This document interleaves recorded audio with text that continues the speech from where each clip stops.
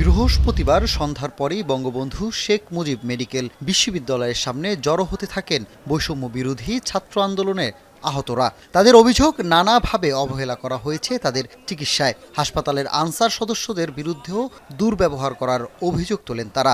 বলেন, পরিচালকও তাদের সাথে খারাপ আচরণ করেছেন।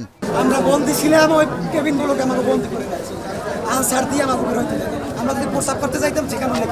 আর এসব ঘটনার প্রতিবাদে হাসপাতালটির পরিচালক ব্রিগেডিয়ার জেনারেল ডাক্তার রেজাউর রহমানের পদত্যাগের দাবি জানায় বিক্ষোভকারীরা। উনি বের হবে, বের হওয়ার পরে আমরা তো তালা লাগাবো, তালা লাগানোর পরে উনি যদি পদত্যাগ করে এখান থেকে চলে যায়, তারপরে আমরা তালা খুলবো।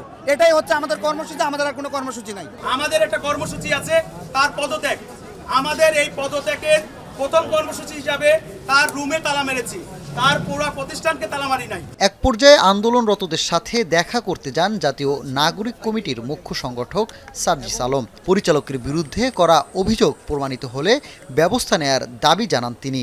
আমার আহত ভাইদের সাথে যার ওইটুকু যৌক্তিক, যেটুকু তাদের দাবি চাওয়া, যেটুকু তারা ডিজার্ভ করে, ওইটুকু যারা করে না, আমরা তাদের সঙ্গ দিব না।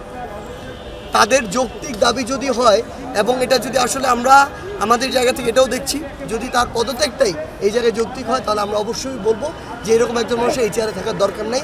যে এটা হোল্ড করতে পারবে তেমন একজন মানুষ এই চেয়ারে বসুক।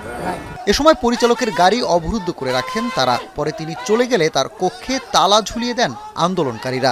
হাসপাতালের পরিচালক পদত্যাগ না করা পর্যন্ত তার কক্ষে তালা ঝুলিয়ে রাখার কথা জানান বিক্ষুব্ধরা। সে যদি কেউ অফিসে প্রবেশ করে রবিবার, আমরা রবিবার যখনই দেখবো, আমরা যখন রবিবারের মধ্যে যদি তার পদত্যাগপত্র না পাই, আমরা আবার আমাদের দাবি নিয়ে আমরা রাস্তায় নামবো। স্বৈরাচারের দোসররা মনে করে আহত ছাত্র জনতারা হাসপাতালে শুয়ে আছে, তারা এখনো দুর্বল। এটা ভুল ধারণা। এদিন নিটোর, পঙ্গু ও চক্ষুসহ আশপাশের হাসপাতাল থেকেও জুলাই আন্দোলনে আহতরা বিক্ষোভে যোগ দেন। সানিম মৃধা, এখন, ঢাকা।